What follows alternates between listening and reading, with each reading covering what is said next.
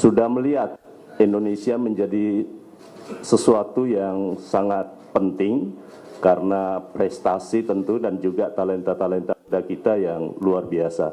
Tentu ini tidak terlepas dari apa yang telah dilakukan oleh kontribusi yang dilakukan oleh Pak Erik, baik di bidang cabang olahraga sepak bola, ini olahraga rakyat, olahraga kita semua, dan saya berharap mudah-mudahan dengan dukungan yang diberikan Kementerian Hukum dan HAM, terutama yang terkait dengan naturalisasi, ini akan bisa memberikan kontribusi nyata dalam upaya kita mengangkat dan meloloskan timnas kita di Piala Dunia 2026 yang akan datang.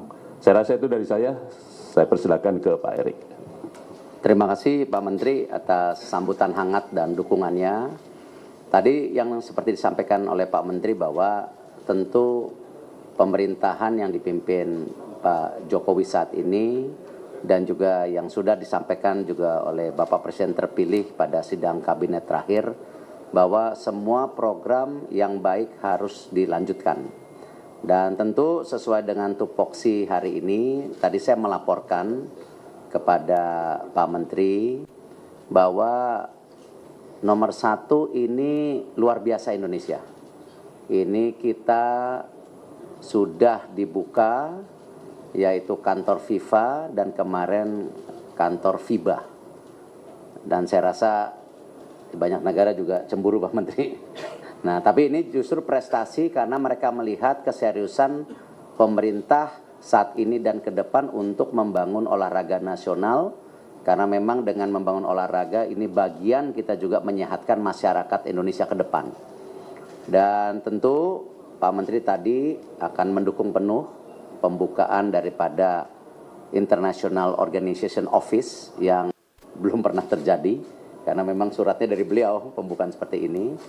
Dan insya Allah Pak Menteri nanti bersama Pak Presiden dan tentu akan hadir Presiden FIFA insya Allah mendarat dari hasil ASEAN Summit tanggal 10.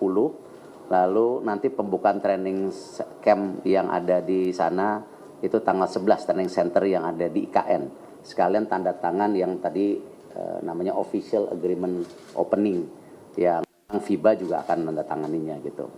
Yang kedua, tadi kami juga memaparkan kepada Pak Menteri rencana jangka pendek menengah panjang pembinaan pemain daripada PSSI di mana kita sudah mempersiapkan U17, U20 dan senior.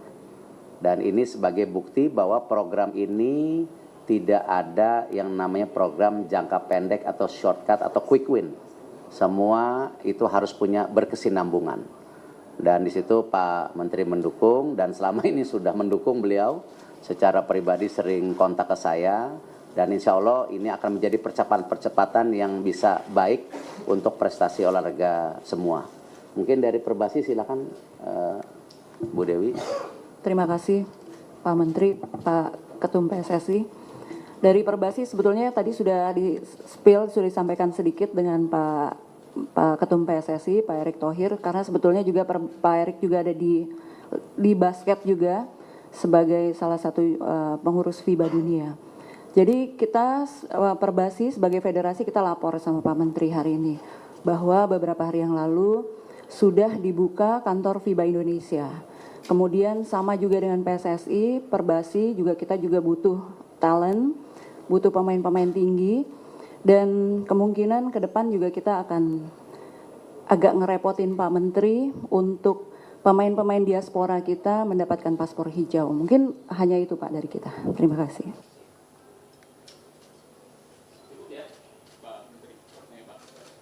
Good morning, Pak Erik, Pak Sukarman, dan Bu Dewi. Thank you so much for setting aside your time with us. Sorry from Southeast Asia today. Pak Erik, clear explanation about naturalization process and also the launch of International Sports Organization. But we need your statement in English for our coverage. So can you please tell us regarding your meeting with Pak Menteri and also Bu Dewi?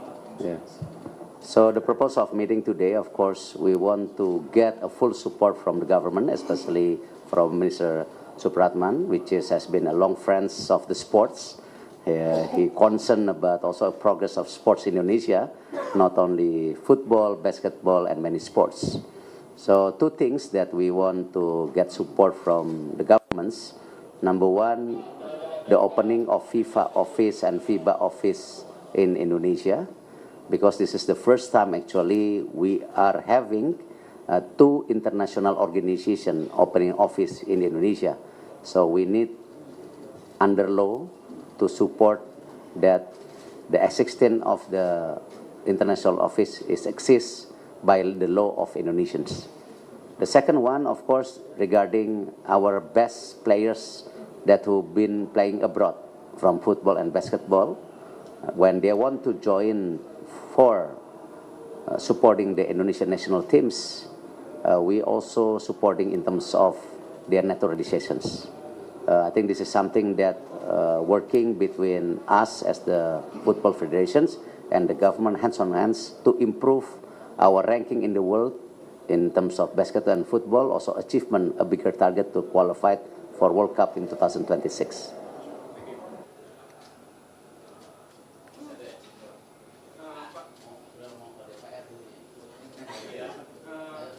Yang pertama soal Hilgers dan Eliano, informasinya akan disumpah di Belanda.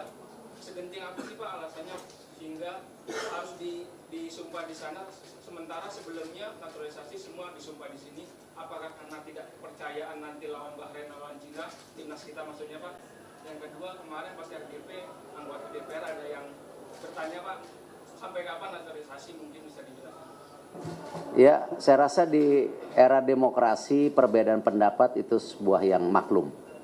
Tetapi saya dari PSSI dan saya yakin Pak Menteri, pemerintah, kita harus mempunyai target untuk perbaikan prestasi timnas. Itu yang utama. Cara-caranya pun terhormat.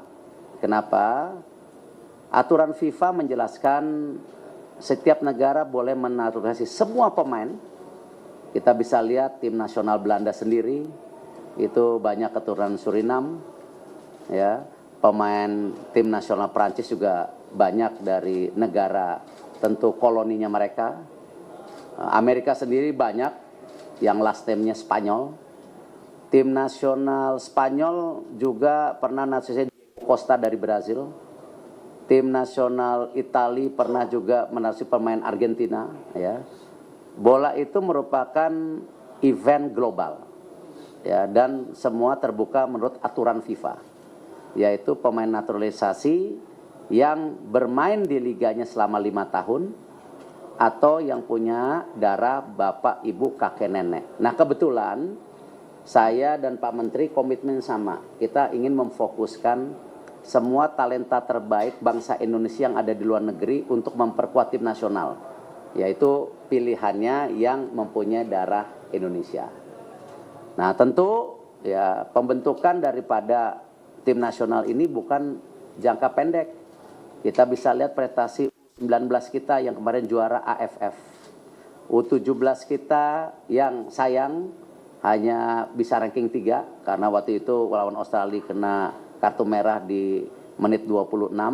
Nah, tapi kita mau lawan lagi Australia nanti ini bulan-bulan ini, ya mudah-mudahan kita bisa membalas gitu. Ini yang junior ya, junior bukan senior. Dan ini ya bagian komitmen bahwa yang namanya pembangunan tim nasional itu bukan dilihat dari sisi jangka pendek, tapi menengah dan panjang, dan kita sudah siapkan talentanya gitu. Nah, kalau mengenai naturalisasi Mas Hilgers, ibunya orang Manado, ya Eliano ibunya orang Maluku, bahkan ibunya masih sering pulang ke Manado melihat yayasan daripada tunanetra yang dibina. Jadi mereka sangat Indonesia. Jadi jangan pernah pertanyakan merah putih mereka. Ada sebuah video hari ini baru terlihat ketika Mas Hilgers bermain dengan klubnya, tiba-tiba ada yang bawa bendera merah putih, lalu dia ambil bendera merah putihnya, dia foto. Nah, itulah nasionalisme. Ya, kita tidak bisa melihat nasionalisme itu karena tentu posisi yang hanya menjadi sebuah kontroversi. Dan saya rasa apa yang kita sedang lakukan untuk semua pemain kita tidak ada prejudice, karena sesuai dengan aturan dari pemerintah harus diangkat sumpah, dan itu ada fleksibilitas. baik di sini atau di luar negeri, itu biasa, angkat sumpah di luar negeri juga ada. Nah, kebetulan memang sekarang FIFA Matchday-nya sudah tidak ada. Artinya ya kita harus respect kepada klub yang tentu mereka bermain. Nah, disitulah kita mencari cara yang sesuai dengan aturan, jadi bukan di luar aturan.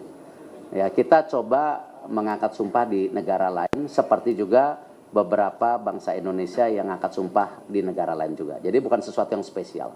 Ya, kita tidak ada yang spesial, semua kita hormati secara hukum, baik hukum yang ada di Indonesia maupun aturan FIFA. Itu.